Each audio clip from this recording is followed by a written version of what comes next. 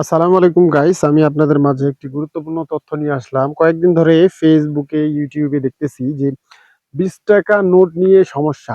আসলে সমস্যা এটা মুসলিমদের জন্য গুরুত্বপূর্ণ বিষয়।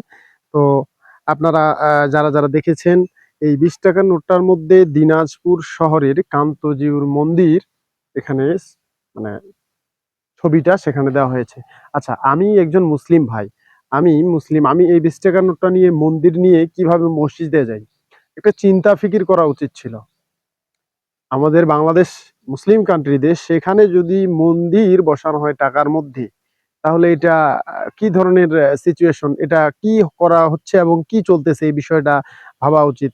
আপনারা দেশবাসী আমি আপনাদেরকে আমার পক্ষ থেকে আপনাদেরকে জানাচ্ছি যে আপনারা এই বিষয়ে অবশ্যই সচেতন হবেন এবং কেউ যদি এই ধরনের টাকা আপনাদেরকে দেয় এই টাকাটা নিবেন না।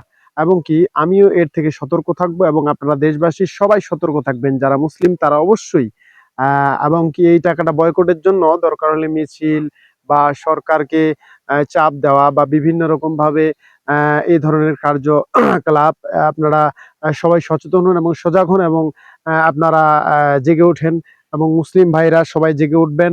আমি আপনাদের কাছে বিনীত অনুরোধ করতেছি এবং কি আপনাদের আহ বিনীতভাবে অনুরোধ করতেছি যে আপনারা এই বিষয়টার উপর একটু ভ্রুক্ষেপ দিবেন।